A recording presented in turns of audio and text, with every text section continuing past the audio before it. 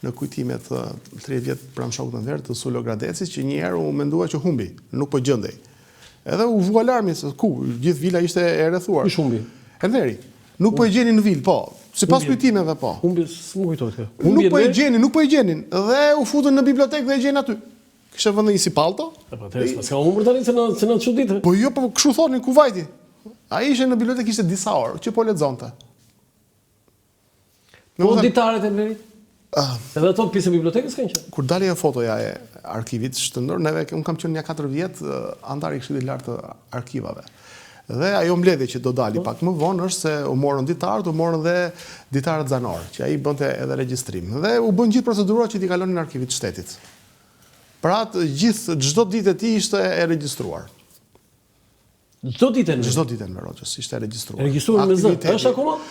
Besoj që po, është në arkiv shtetit. Besoj që po. Po mirë, ditarët çobë. Aty janë. Po mirë, familja i kërkon, janë tonë. Kjo ishte që neve firmosëm për të qenë tek arkivi i shtetit. Po ata familja i kërkojnë. Pastaj këtu është çështje për të interpretuar. Arkivi duhet i ketë. Ato vlerë shtetit, ato janë pronë shtetit apo pronë familjes? Po ditarët tani mund të quash dhe personal, dhe këtu është një aspekt, jemi të ekuilibruar.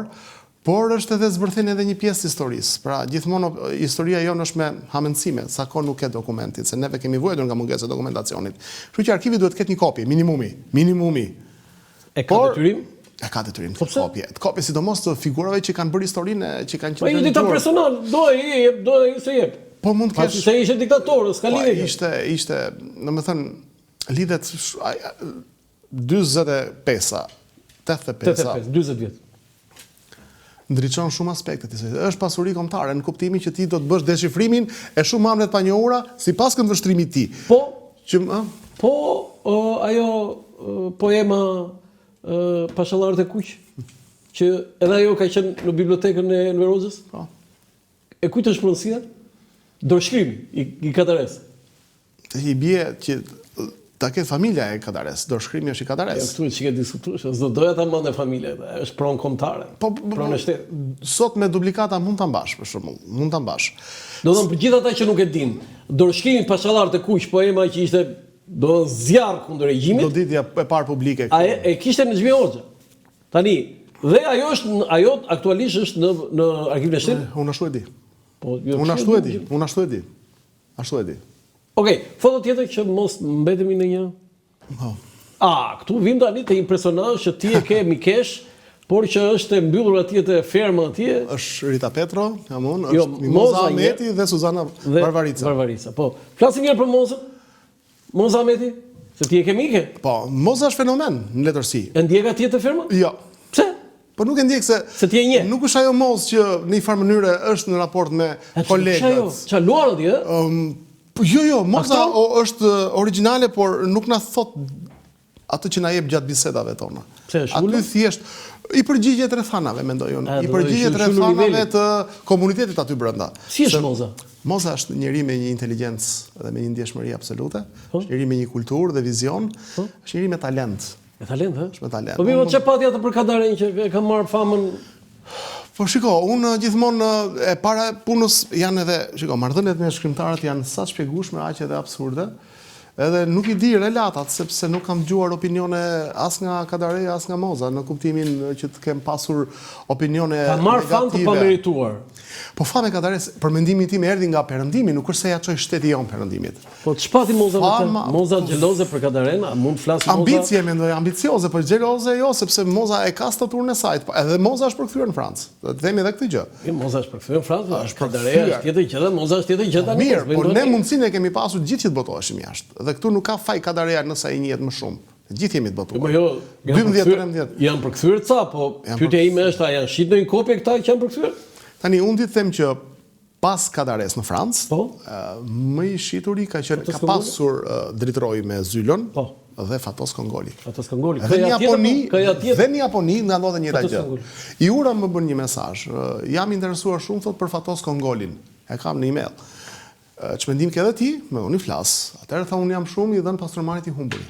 Dhe i është bërë një përkthim dinjitos, një botim. Do flasim për Fatos Kongolin. Po më tregoj çik për Mozën, se Moza është natyrë bele, natyrë. Moza është natyrë bele, është një natyrë e cila asnjëherë nuk futet në një lloj nuk mbetet në klishe. Moza kështu ka qenë edhe në vitet 80. Prandaj solli një revolucion në poezinë shqipe. Duhet kemi parasysh Natasha Lakon, që ka qenë një poete e cila krijoi një traditë rebele dhe i dha shenjat e modernitetit shumë qartë. Mi po ngelin Natasha, doli Moza vite më vonë. Do Moza është pasur se Natasha? Unë them që është një kronologji, është një kronologji. Se ne letërsi, domethënë poezi të femrave nuk para kemi pasur. Kështu që Natasha ka një rol shumë të madh aty. Doli dhe me një poezi jo skematike. Elina, tregoni një histori për Mozën, se Moza të njohësh Mozën, ta kesh mikë Mozën, siç e ke ti, duhet dish një histori. Po di histori, absolutisht. Mua më ka bërë shumë përshtypje marrëdhënia e saj me plasarin pas divorcit, për shembull. Me Aurel Plasarin. Ishin shumë shok, shumë miq. Se kam kuptuar ndonjëherë këtë që ishin shumë miq. Edhe ishte një komunikim që janë pasaj shok. Ishin shumë miq. Domethënë edhe shikoja në biseda që ishin, ishte një feeling. Ishte një ndarje model, nëse mund të themi. Në kuptimin që këta mbeten intelektualiteti i tyre nuk i la kur që të mbeten në distancë. Për vajzën, sepse kemi qenë afër të dyve, për vajzën interesoheshin dhe ishin shumë shok. Konsultoheshin edhe për gjëra artistike edhe letrare. Nuk zishin ndonjëherë mbas divorcit? Ai sa që kam njohur unë, jo. Nuk mund të ketë pasur në një periudhë të nxehtë, po ka qenë edhe një natyrë që sa e afërt aq edhe e distancuar me shumë autor. Moza nuk ka qenë që të jetë pjesë e komuniteteve artistike shumë me shkrimtarë. Tjetë e lirë, gjatë tërkohës. Ishte ishur. Dhe mua më bën një gjë përshtypje që Moza nuk e ka njohur publiku. Tani po e njeh nëpërmjet një programi të caktuar. E kjo është dhimbja. Që ti po e njeh një Mozë që ajo bën një sjellje. Moza këtu ka qenë. Këtu ka ecur. Këtu ka qenë e shqetësuar, e trishtuar. Këtu ka qenë e vlerësuar. Pra ne si komunitet shkrimtarësh e vlerësojmë Mozën në peshën e saj. Pra ajo kështu ka qenë. Dhe ka dhënë ndoshta pjesën më të mirë në kohën kur nuk ka qenë kaq popullore. Do fitoj? Po, them që po. E ka fituar. Ka fituar, për mua e ka fituar. Në opinion e ka fituar. Është një zbulim. Pra, besoj unë kam qenë kundër këtyre emisioneve, se më duket një çik komerciale këto. Sot ky emision na dha një mesazh të madh, që paktën vlen sepse ti zbulon një personazh që i ke mes shoqërisë tonë dhe i krijon hapësirën. Moza ty që zbuloi gjë si punë Kolombit me Amerigo Vespucci. E zbuluan njerëzit, paktën popullata do të ketë një këndvështrim tjetër për Moza. Do ketë edhe një interesim. Po Rita Petro? Është poete shumë e mirë. Jo, poete diun, po edhe kjo ka bërë revolucion se ka bërë revolucion edhe një revolucion shumë i diskutueshëm, shumë i polemizuar edhe ngacmoi, goditi. Dhe si titullohesh poezia që bëri Nami? Ishte atëherë vëllim me poezi Vrima. Vrima. Po. Bëri Nami. Po. Më tha mua, biles një gazetar më ngacmoi një herë, tha, ç'mendon tha për titullin? Është pak tha letërsi jo erotike, provokativ dhe është Vrima e Ozonit, i thash për mua ajo ka të bëjë me universin. Vrima e Ozonit, ë? Po Varvarica? Po, me Suzanën jemi njohur kur unë kam qenë ministri dhe Suzana ka qenë në Galerinë e Arteve, edhe padyshim që është një nga personalitetet më serioz në fushën e studimit dhe të kritikës në fushën e arteve pamore. Pastaj kemi bashkëpunuar në Universitetin Evropian Tiranës, ku ka qenë pedagoge për shumë vitesh. Dhe ajo që mua më ka bërë përshtypje ishte objektiviteti i trajtimit të dukurive artistike. Pra, disa procese ku siç e thon fjala.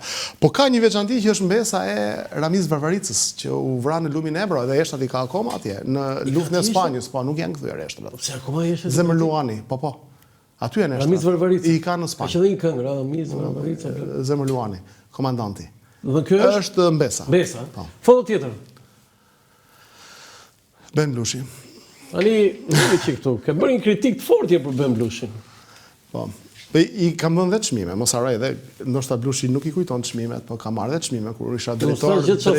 Po ti ke bërë një kritik? Po është një marrëdhënie shumë normale, mendoj unë, kur momentin kur e vlerëson edhe i bën edhe një kritik një herë në 10 vjet, 15 vjet. Unë thash më sill foto me shkrimtar dhe vetëm me Blushin nuk punësova. Jo, kam sjell. Është një aty. Është. Jo, është me Blushin.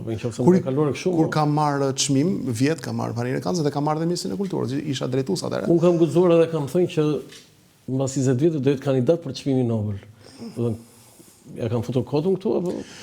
Jo, ne duhet ta pretendojmë Nobelin, e kemi pretenduar, por Nobeli ka shumë kulisa të tjera. Është një fuqi politike. Jo, kandidat tha shumë, nuk e di se më tha një koleg që kandidat ka qenë dhe Fishta, mos harrojmë, është. E pra se duhet ta themi këtë. Ka qenë kandidat dhe Fishta. Shqipëria ka pasur kandidat edhe Fishtën. Zyrtar Gjeq Fishta i pari. Fishta. Dhe i dyti Ismail Kadare. Në fakt, ka qenë propozim për drejtorova Gollin, unë kam qenë dëshmitar aty, ai e grisi dhe tha, Shqipëria ka vetëm një kandidat për çmimin Nobel, thash Ismail Kadari. Do ta themi këtë. Jo, kam qenë rastisht duke intervistuar aty dhe erdhi propozimi. E ka thënë, Biles e ka thënë dhe në një bisedë drejtori Kryshmi në një tryezë përpara, e ka thënë edhe në dokumentar. Blushi mund të jetë? Shiko, se dashje shumë Blushin. Nuk është se dua, por nuk jam, shiko, realisht jam vështirësi me Blushin për një arsye, sepse prindit tanë kanë qenë shok në rinë e tyre. Ka qenë një grup i ngushtë shokësh në vitet 60. Kiço me babin tënd? Me babain tim. Me Ali Xhikun, me shumë personazhe të Po dhe çfarë ndodhi pastaj? Dhe kur unë dilja në media, Kiço ka qenë një njeri jashtëzakonshëm që kishte një kujdes atëror kur unë isha i ri dhe dilja flisja në media. Po, dhe çfarë do të thënë këtë? Dhe do të them që Blushi paktën një është një autor me facë, edhe Kaderia thoshte, do të jesh me talent, po do të kesh dhe facë. Se ke shumë autor të mirë. Fatin ndjek ata talentuar dhe punëtorë do. Blushi vjen nga një laborator artistiko-akademik, pra ka pasur fat në këtë pjesë dhe unë nuk e di sa seriozisht e ka marrë letërsinë sepse shikoj nga një që shumë i shpenguar në ato që thot, në ato që boton, është shumë jo i kontraktuar. Ndoshta them dorashkat që hedh për debat, për duel, i mendon apo i ka thjesht një shpërthim emocional.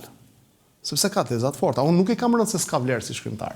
Unë i kam rënë, po kam nxjerrë në paqë që më duk si një traktat politik komploti. Pra kishte tipare politike, që letërsia përsëri është edhe në atë dimension. Dhe kjo ishte debati, nuk është që... Tani disa që thonë që Blushi nuk është shkrimtar. Ja. Ai është një publicist shumë i njohur. Nëse nuk është Blushi që shkrimtar, kush është më burrë? Unë them tash. Djali Kiçës, Nipi Dimitrit, ne po them është me fat. Është dhe fat. Stërnipi Simonit, lere pastaj.